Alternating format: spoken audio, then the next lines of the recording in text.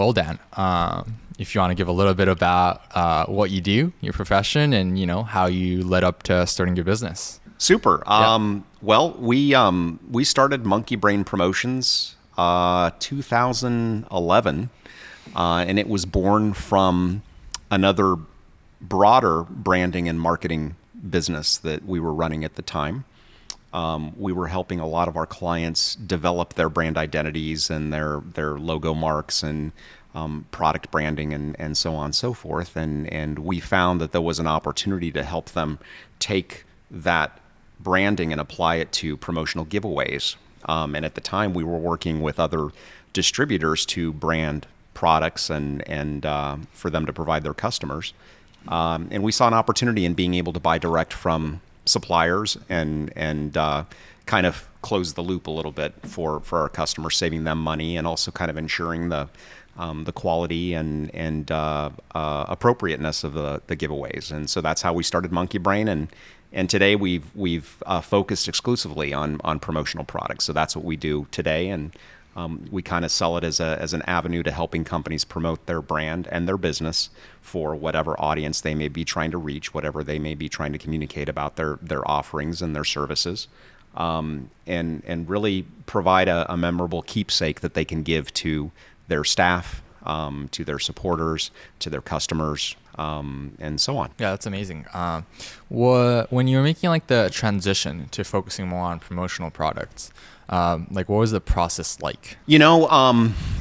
It was kind of recognition of giveaways as, interestingly enough, an avenue to kind of disrupt the marketing mix for our clients, because as everything has moved digitally in the last 10, 15, 20 years, where digital was the disruptor, and continues to be in a lot of ways.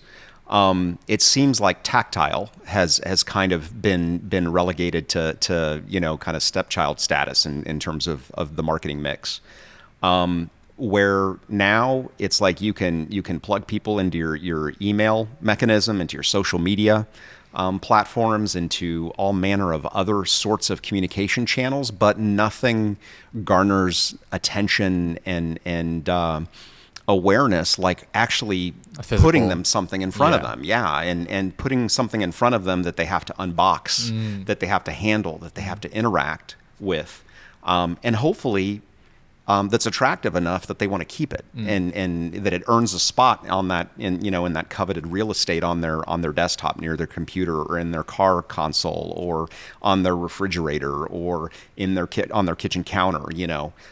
That's kind of the end goal of promo product, where the end goal for say email marketing is to not get deleted, right? And to hopefully get read and then kind of compel folks to take action, going to a website or landing page or whatever the case is. Our degree of engagement is measured by the ability to, again, just have people keep and use your stuff and wear your branded merch, or drink from your branded drinkware, or use that tool, or put it somewhere where they can use it on an ongoing basis, and of course think of you and your business when they do interact with said product. Do you think promotional products can be implemented in every stage of the business? Like, do you think it should be more like, is it more effective if your company's more mature and you get to do a bigger scale, or do you think it can start from the beginning as well? I think it kind of depends on the product. It kind of depends on the brand. We like to think as your customers become more loyal to your branding, they in turn become bigger advocates of whom you are and what you're about. So say, for example, a company that is a customer that's a huge, longtime brand loyalist for you. They would be happy to wear your swag. They would be happy to wear your branded apparel, right? Someone who's not heard from you or heard of you and has never done business with you would likely not, wear anything except for the fact that it's a freebie, right? And there's a different relationship that takes place there. And that's one of the things that I think we've always looked at in terms of promotional products, is that it's a valuable tool for lead generation. It's a powerful tool for nurturing prospects through the sales cycle. And it's especially powerful tool for retention of customers who have done business with you and locking them down to continue to do business with you. Granted, we're not solving operational problems. It's like we're not making the sale for the business. We're providing the means by which you're recognizing customers at these different stages of the sales process and making them feel good about that interaction and feel good about continuing to do business with you. By the same token, it's an important component of culture, to be able to recognize your staff, to incent your employees to perform. So being able to provide personnel with branded merchandise and branded giveaways and such is something that's equally important as well. Recognizing their contribution to the organization by being able to showcase their affinity for whatever your brand is.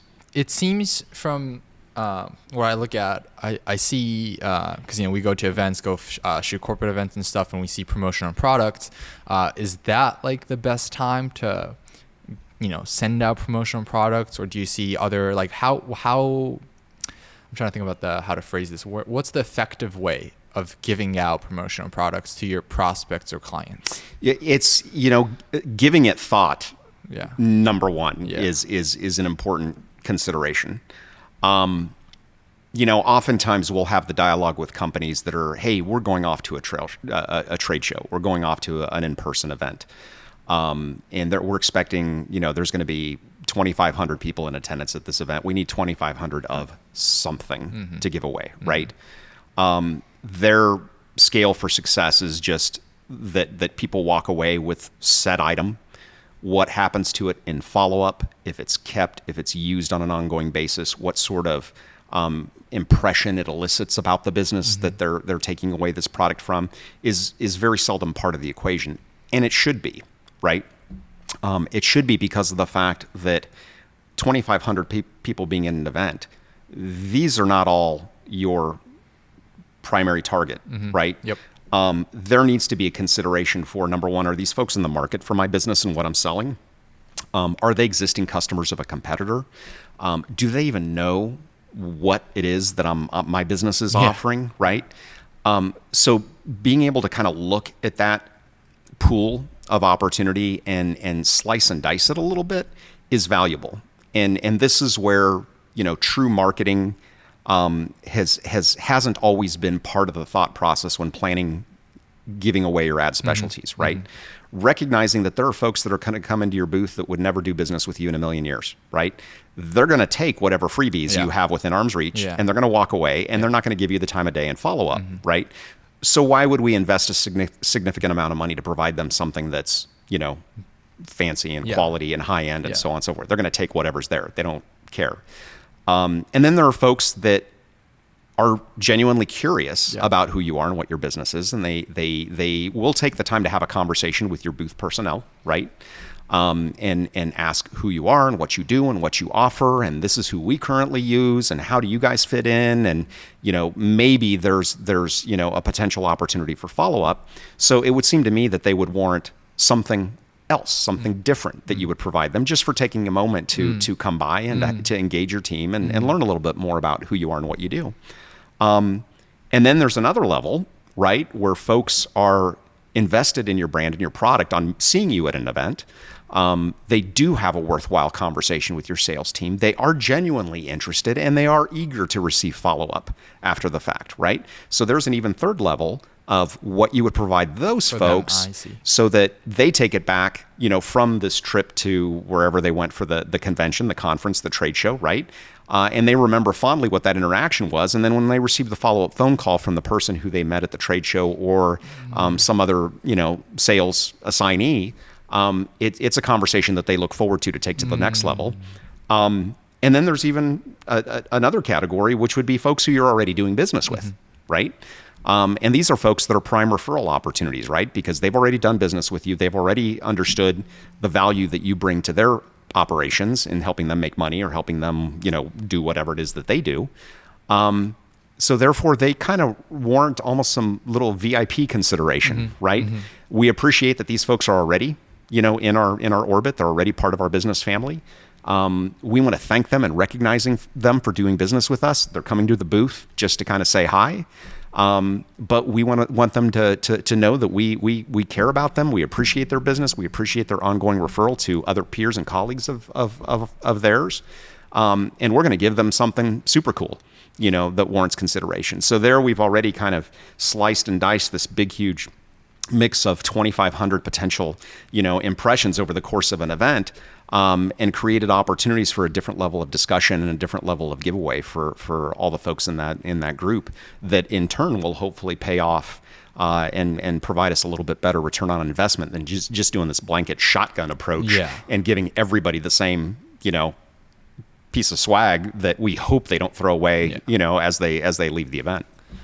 Would you say like about half of the people, maybe the people that come by your booth or those types of events, that half of the people will probably don't even qualify to begin with? Or what do you feel like the rough feeling is? I think it depends on the event. Yeah. I think it depends on the company, the client that we're working with for that time.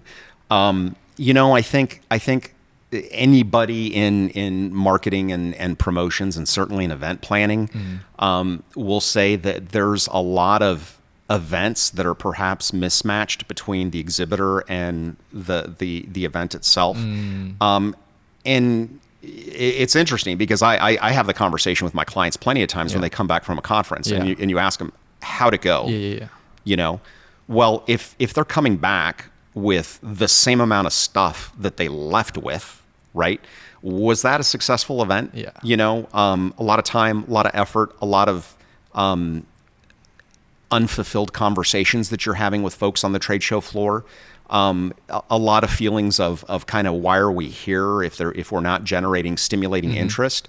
But then again, if you're a high value, organization that sells a very high price point product, and you had one worthwhile conversation with someone over the course of a 3-day event that more than justified your cost for being there, one could say that maybe that was worth the time and effort, so it kind of depends. It kind of depends, but I think it kind of puts the emphasis on the folks, whomever it is that's deciding this is an event that we want to go to, this is an event that we want to go to, this is an event we definitely don't want to go to. I think there needs to be a little bit more, a little bit of consideration given to, who's the audience, right? What's going to be the marketplace? Who are the other companies that are going to be exhibiting at this event? Does it put us in an area where we want to be represented, where we want our brand to be spotlighted with these other companies that are out there? True. And is there an opportunity to utilize some of the other avenues? You go to these trade shows and conferences and such, and the exhibit, the showcase, is part of the equation, right? There's panels, there's workshops, there's networking events. Is your organization utilizing these other touch points to interact with your potential audience for your benefit, whereby handing out swag on the busy conference room floor is only one piece of the puzzle, right? Are you reinforcing these very short conversations that you're having on the conference room floor by having your chief executive speaking at a panel and being featured as a thought leader in your space? Are you, sponsoring a happy hour, where the attendees are coming out and meeting you in a kind of a less formal space, and you're networking and trading business cards? Are you sponsoring a hole at the golf tournament? It's like all these conferences and events kind of have the same ingredients that go into making this full conference experience. And those are considerations that need to be made specific to the business itself to determine, what are we going to be visible in all these different avenues, and in the end, will we garner the kind of traction that we want in our industry? Do we need to fly halfway across the country to spend several $1,000s to get us the consumer that we're targeting, or can we do something in our local neighborhood, sponsoring a nonprofit fundraising event, and do the same thing? And those are considerations the business needs to make. What are some I guess in the past projects, and you guys probably done almost every promotional product everyone can kind of come up with, what has been like a home run product? Interesting. There's been, just speaking from kind of local experience, we live in the desert Southwest. It is hot during the summer. drinkware takes an unusual emphasis as a giveaway item in this particular market.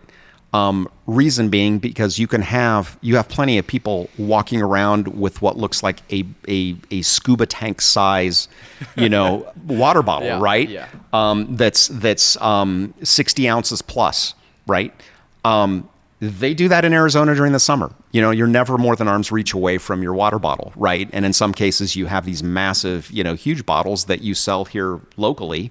That other parts of the country, it would be wildly unusual to see something like that floating around. And here, it's the norm. I think there's we've seen some unique opportunities for branded drinkware along those lines here in Phoenix.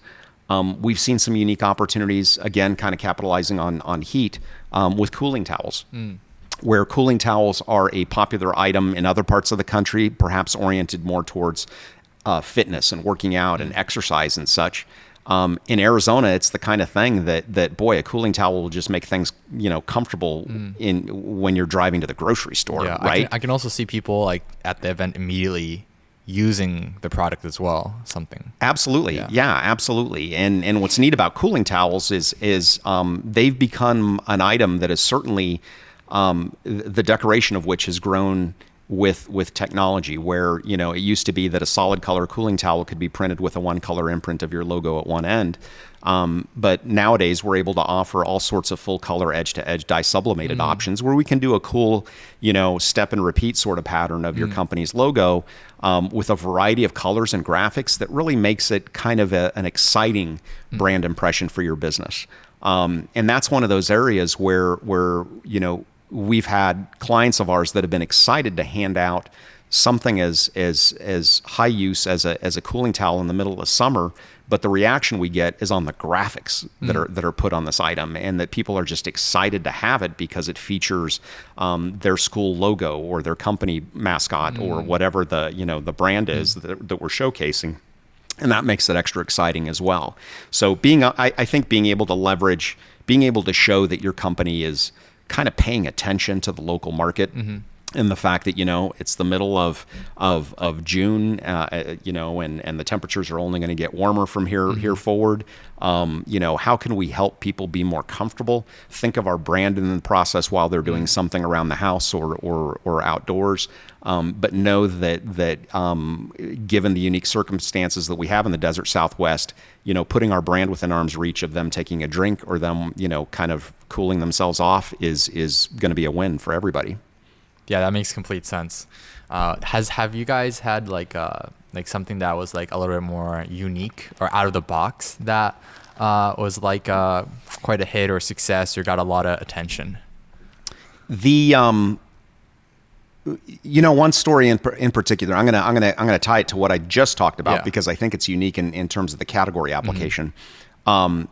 We had introduced the cooling towel as a giveaway item several years ago, and struck up a conversation with my colleague in financial services, with Edward Jones, about potentially using a cooling towel as a giveaway item. And the interesting thing in promotional products is we like to work with clients and kind of help them understand that not every giveaway is going to work for every brand, right? Not every giveaway is going to work for every organization. Coming up with messaging that illustrates the why. Why on earth would a financial services company give a cooling towel away as a giveaway item?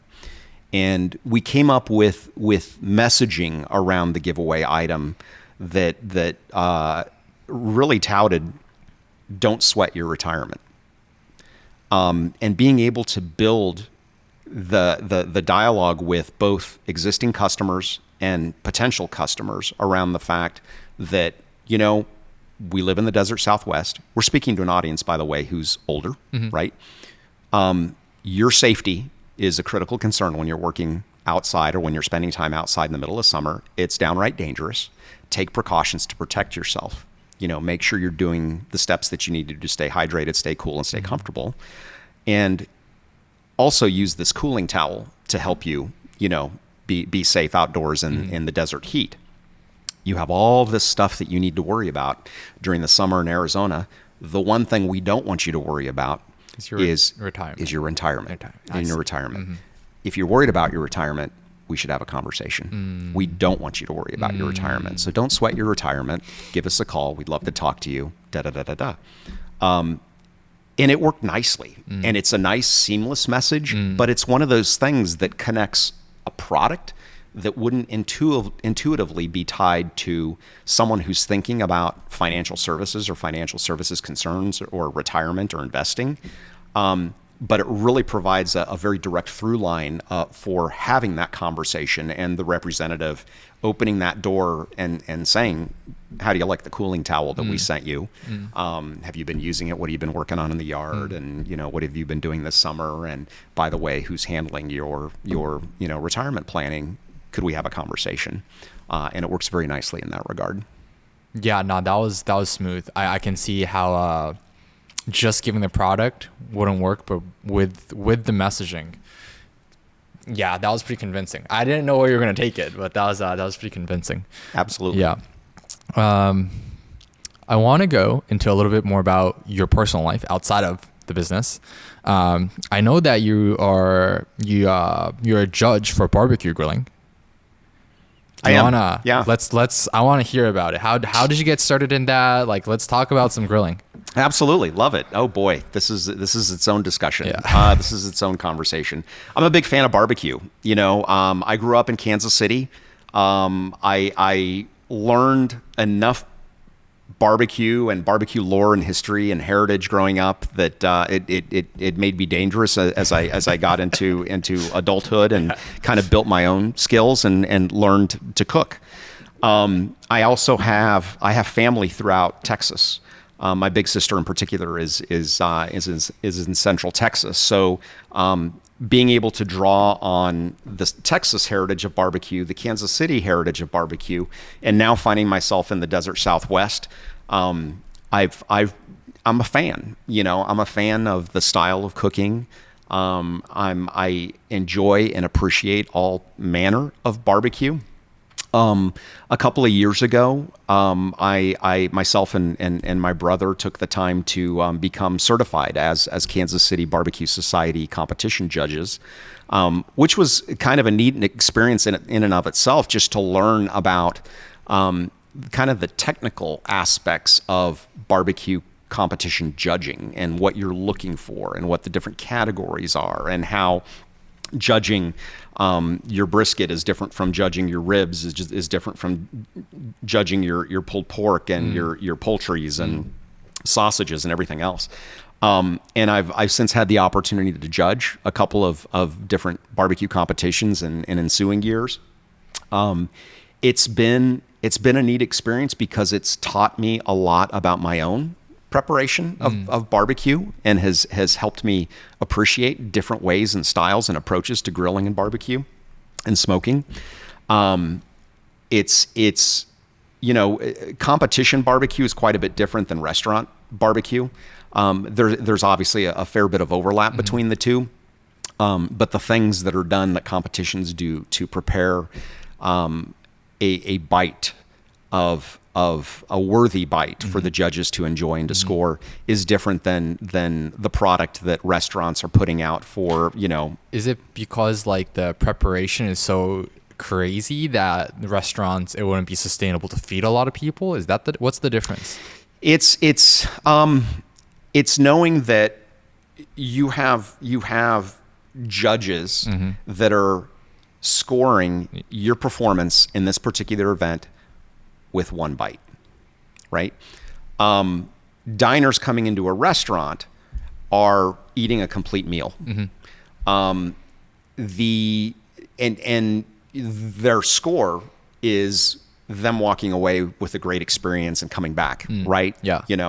Judges, on the other hand, are holding the fate of these competition teams, on a pencil and a little numerical value that they're assigning to just one little bite.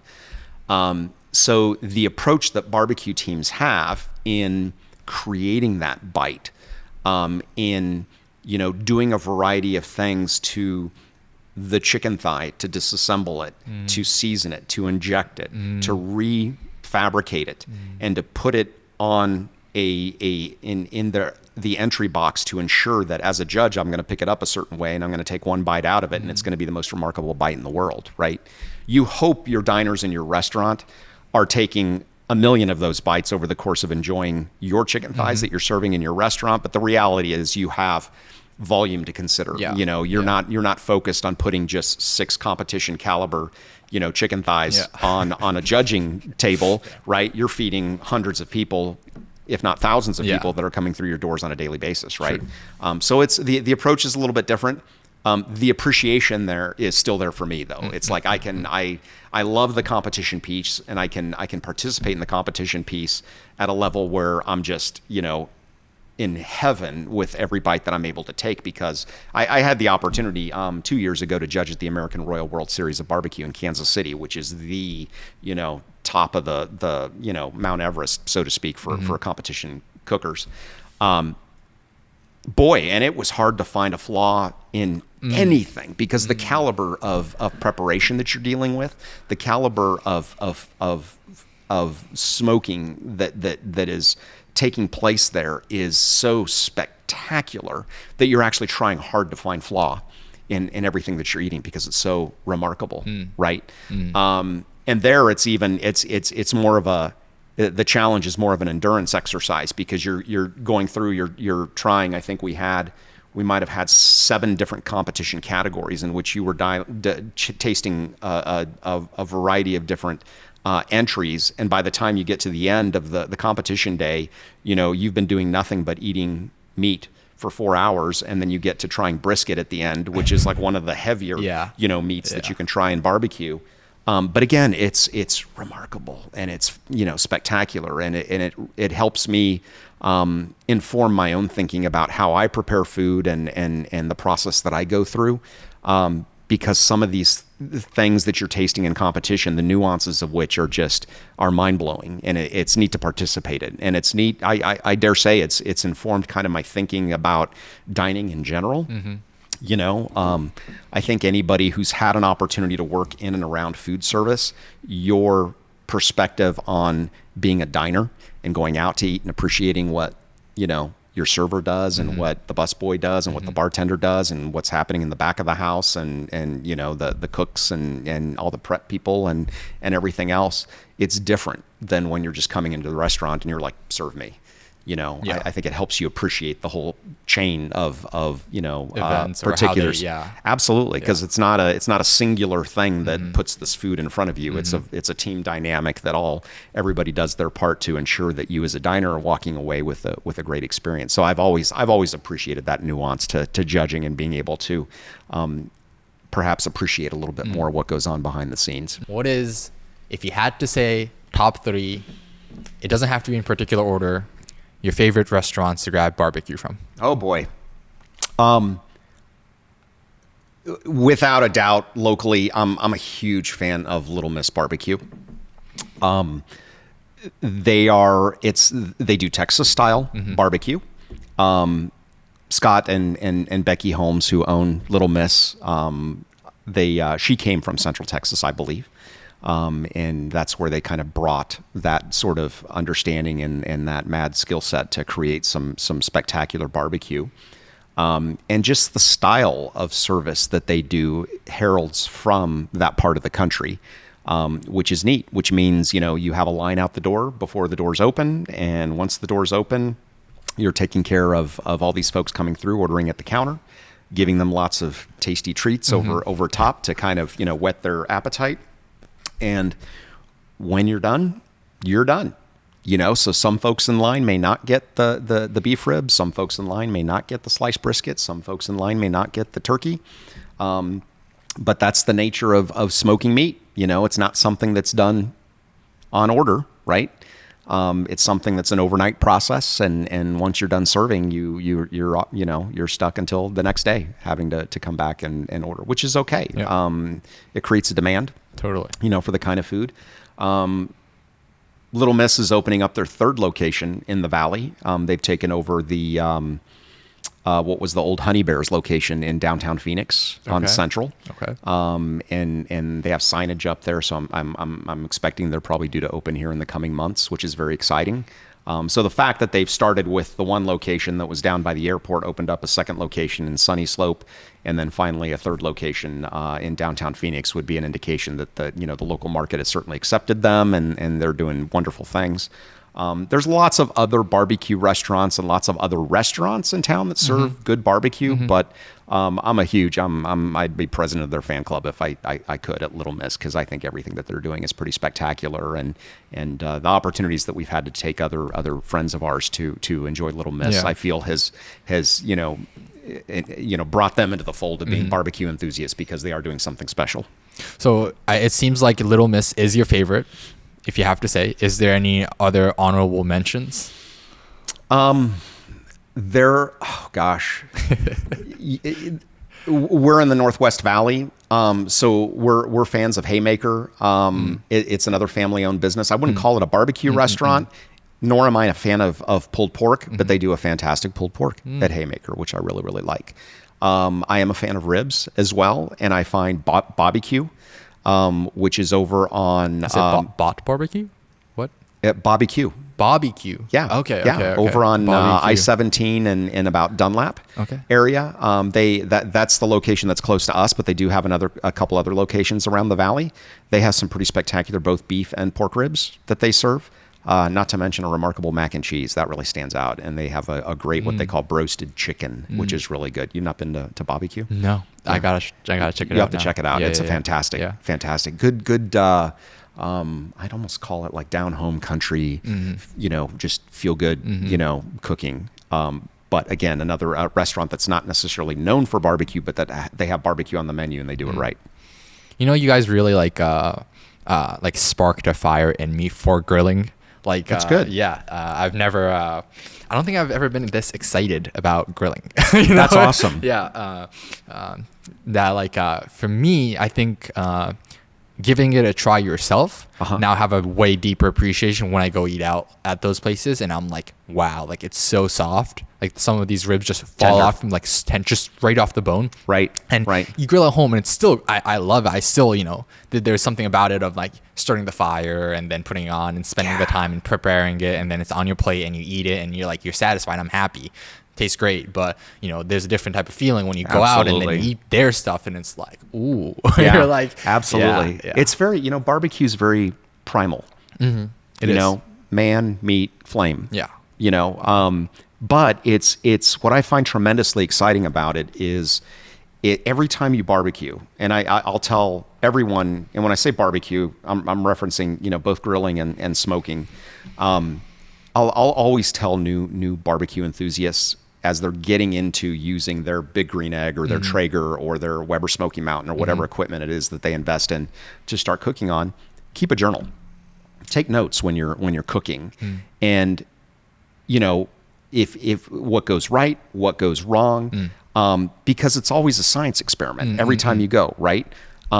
You're cooking with a different amount of fuel on a different piece of equipment, on a different piece of meat. Yeah, different thickness. The weather is different outside, right? Really? I've never seen to that level. Absolutely. But it's like all of these things are factors when you're cooking outdoors, on wood, with meat that you bought at the store, right? All of these are different variables that'll impact the outcome, right? That's true. But getting a handle on, really trying to rein in those variables, be more consistent about what it is that you're cooking. Let's go back to that smoke that I did, a month ago, and that brisket that came out was spectacular.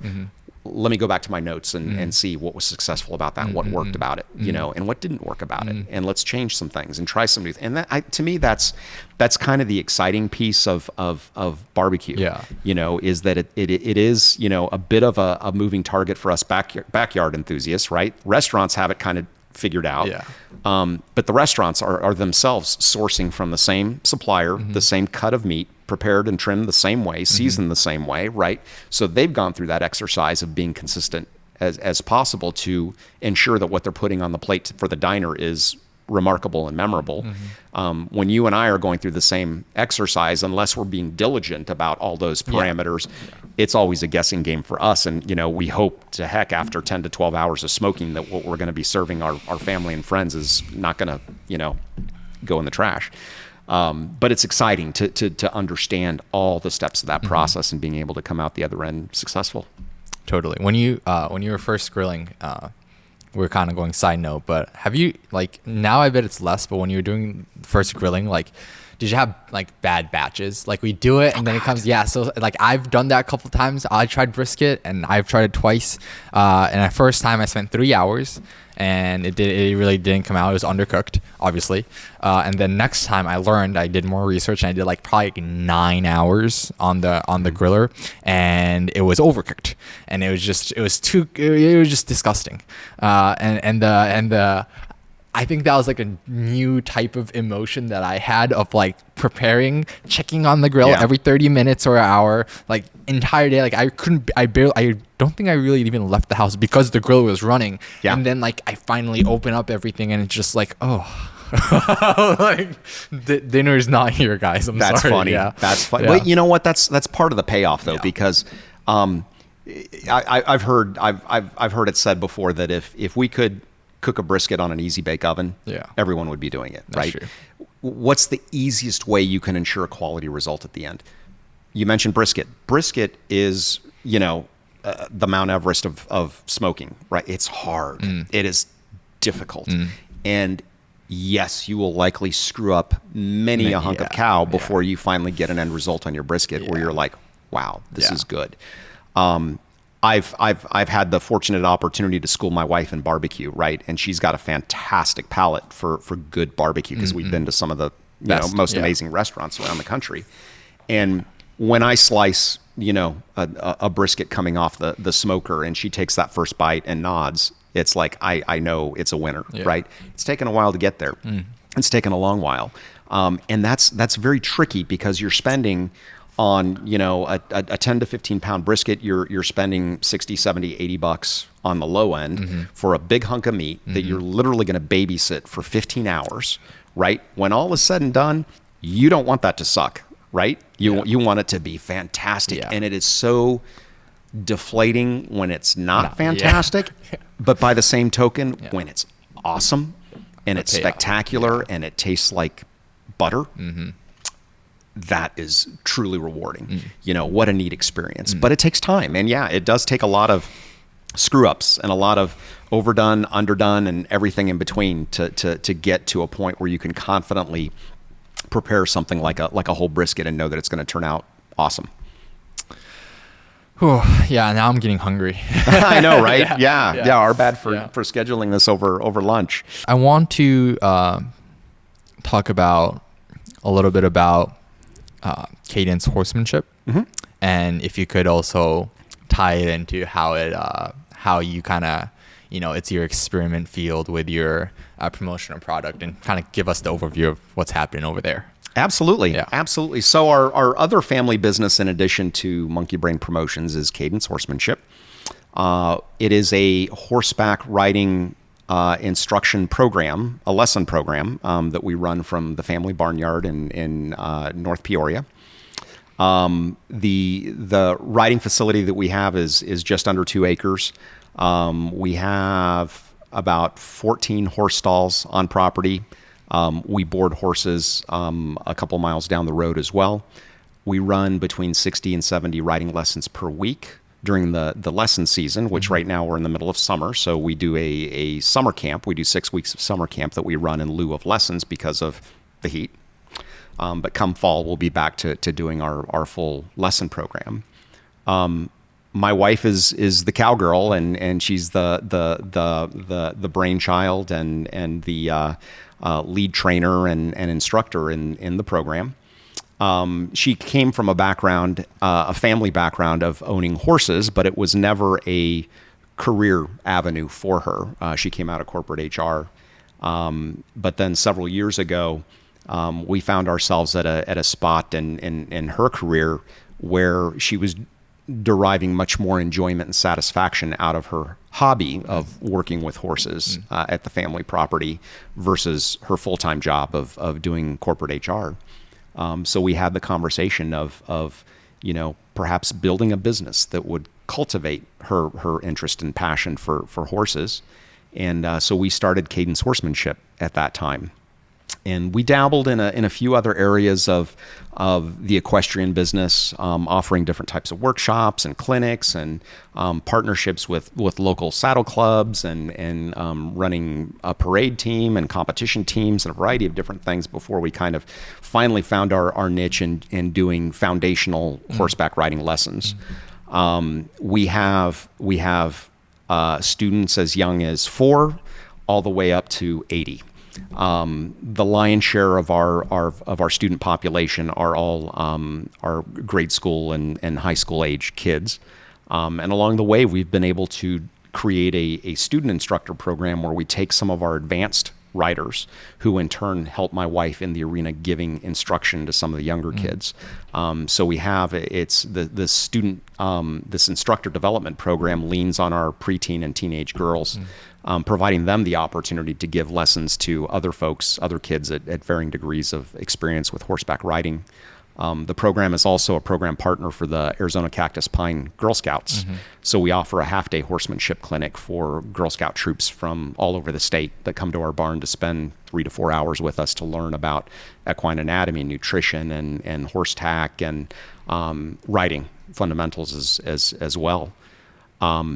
It's been a neat opportunity and a neat experience. We've been able to create a unique brand within the local equestrian space, and where it kind of ties in with the marketing promotional side of the house is interesting in that, we would go to a lot of horse competitions, rodeo events and barrel racing events and such, and you don't see a lot of team representation, like you go to Little League Baseball and you go to your kids' soccer games, and you see families out there sporting the school colors and the team branding and stuff. You don't see that in the ranch rodeo community. And we thought that was kind of a missed opportunity because, the families and the parents are certainly no less engaged in their kids' activities than some of these other sports that are out there. So we've been diligent about really kind of honing a brand for Cadence horsemanship, and it's tremendously exciting that you go to rodeo events around the valley and you see a contingent of royal blue dressed families sporting the Cadence horsemanship logo on their chest, and it's really neat, to know that there's a demand for that, and that we've been around long enough that seeing that brand signifies something. It signifies a certain approach to developing these kids, a certain approach to competitive events and gymkhanas and other sorts of activities that are out there, and kind of a level of family-like culture that we nurture in the barnyard for all these kids that participate in the program. Yeah, no, when I last visited, was that the Girl Scout? That was summer camp. That was summer camp. Okay. You came for a kind of a morning of one of our summer camp sessions, and put together spectacular video that we in turn used it this year to promote this year's summer camp.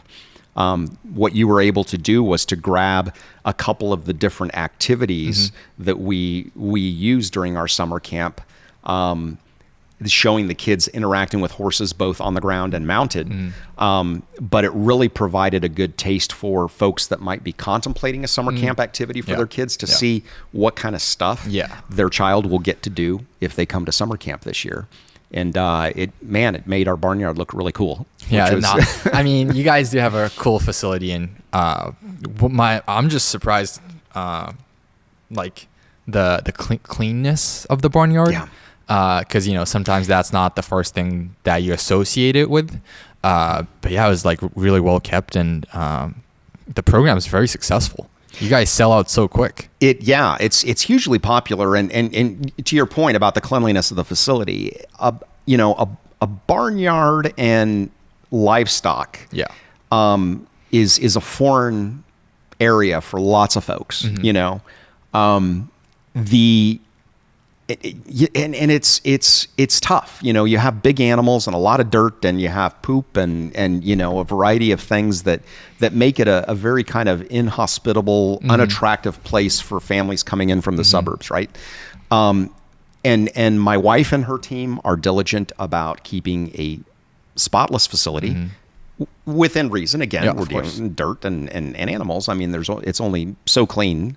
But it's important though that we make everyone feel comfortable there, and it's important that whether folks are coming in every Tuesday afternoon for their lesson, or they're coming in for a full week of summer camp, or they're coming in for a Girl Scout clinic on a Saturday morning, and we're never going to see them again.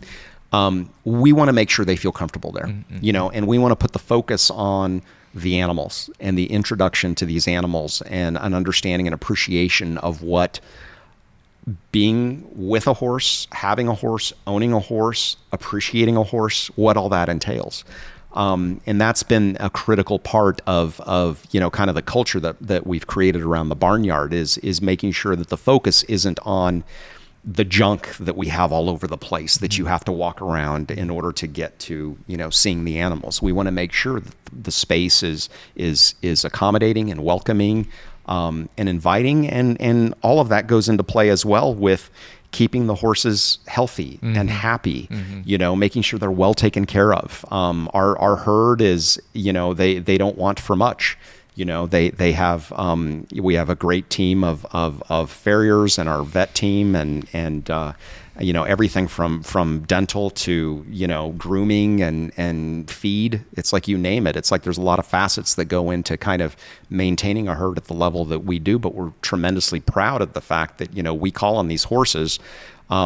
We give them very specific jobs that they have to do on a regular basis. And the least we could do is care for them in the way they look out for us, and how we use them for the program. So we feel really good about kind of where the herd is at in that regard.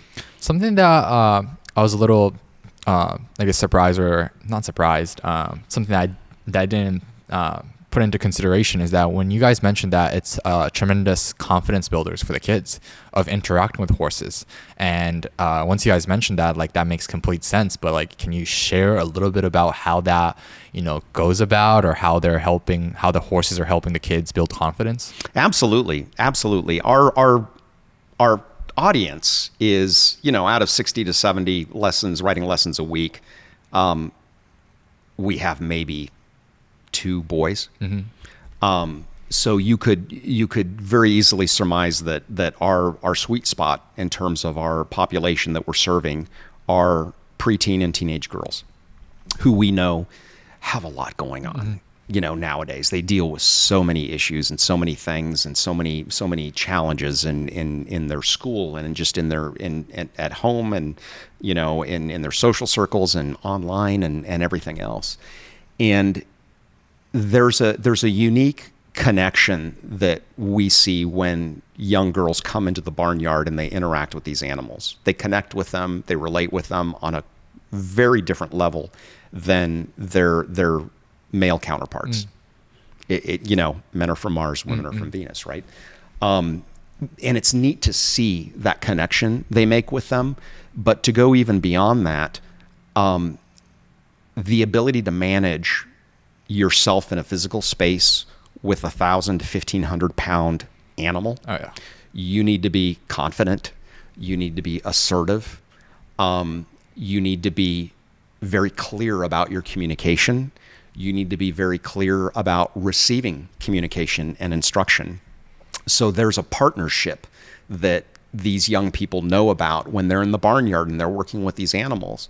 They can be silly and having as much fun as they want when they're in the barn, but when it's their lesson and when they're working with these animals and there's direct interaction in the stalls, in the barn or in the arena when they're actually mounted, needs to be a fair bit of focus and respect that needs to take place. We've had a number of kids that navigate that dynamic, and it's interesting to see them. They start with our program and they're shy and they're quiet and they're very, unsure of themselves and what this interaction is going to be like. And it's neat to see them over the course of just a very few lessons really find a voice, and really acquire some confidence in being able to manage the dynamic, manage the situation, communicate with their instructor and their handler about what they're dealing with, what they're struggling with, what their problem, what their concern might be in a particular skill that they're working on, but then also being able to take feedback and understand that if they don't understand the feedback that they're being given, to ask questions and to clarify that feedback. And then to go further with that, to take the opportunity to learn, to know that they can in turn pass that knowledge on to someone else. And I think that's what's tremendously exciting about the Girl Scout program in particular, is that we have young girls, our preteen girls, are instructing daisies and brownies, with this valuable information about horses and the interaction with horses, and how that can kind of help them grow in their understanding and appreciation of the outdoors and animals and so forth. But in turn kind of build their own leadership and communication and instructional skills that they can use in so many different areas. We're benefiting from their use of that in our barnyard, but these kids are giving fantastic presentations in school, and they're putting together remarkable projects for, a variety of different things, and they're learning leadership on the game field with other sports that they play or other things that they're working on. So it's neat to see that some of the skills that we're able to provide them in the barnyard are in turn, impacting all these other areas, which is really exciting. And I feel like there's nothing more a parent wants to see sending their kid off to a program like that you guys have, and seeing your kid grow, like have personal development and have them more confidence. It's, because initially it might be like, oh, like it'll be a fun activity to do. How cool would it be if your kid can ride horses and learn, but to see their personal growth, I think, that, like, would you say that like the results that the kids see is a factor in the growth of the business? Absolutely.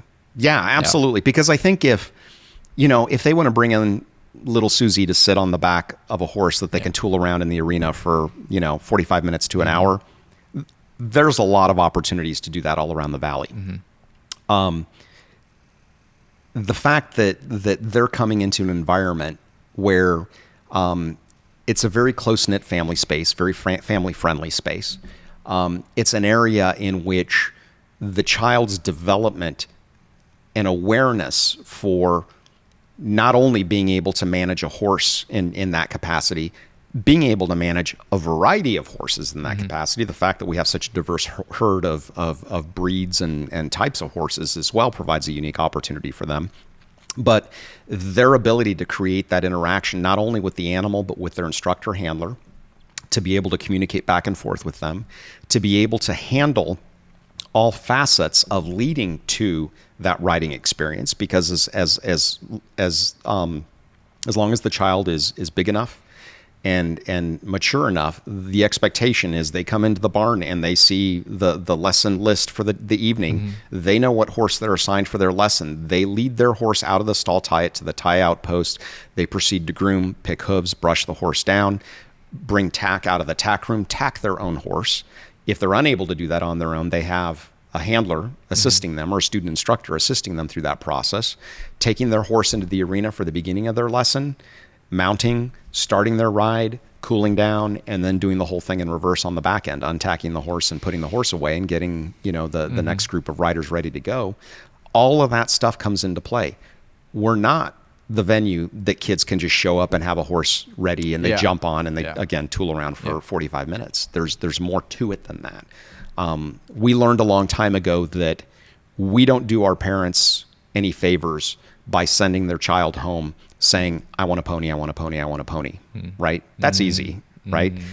We want our kids to understand what's all involved with owning a horse, right? That there's a lot of understanding, there's a lot of investment, there's a lot of time and effort that goes into owning a pony. Responsibility too. Absolutely. Yeah. And it's important that they understand that. It's easy, again, for kids to show up somewhere and just ride around a little bit and, Mom, Dad, I want my own horse. Yeah. You're going to, we need to spend some time with them to really understand everything that's involved in that process, to truly appreciate horse ownership, which to us is the horsemanship, experience. It's the understanding of the basics and fundamentals of equine appreciation. It's not just showing up and here's my horse going for a ride and then leaving. Amazing, Dan. It was a great conversation. Thank you. Yeah. I'm going to appreciate it. You made it easy. Yep. If you want to plug yourself at the end, if, for Monkey Brain Promotions and Cadence Horsemanship, where can people find you guys? Fantastic. So Monkey Brain Promotions, we're full service branding and promotional products.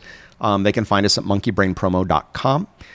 We have a tremendous search functionality on the website where you can type in coffee mug and you will literally get thousands of ideas for coffee mugs. But we love working with clients directly to help them come up with specific ideas for branded merchandise and giveaway items for specific events or programs or projects or whatever the case is. So we really welcome that opportunity. Cadence Horsemanship is located at cadencehorsemanship.com. We're also on Facebook, where we actively promote all sorts of pictures from our summer camps that we're involved with currently, as well as our Girl Scout Horsemanship Clinic that we'll start running in the fall. Anyone who's interested in learning about fall lessons and so forth can visit our website for particulars on that program, as well as some of the other things that we offer as well. That's it. Amazing. Thanks for being on the podcast. Thank you. Thank you for having me, Ken. Appreciate it.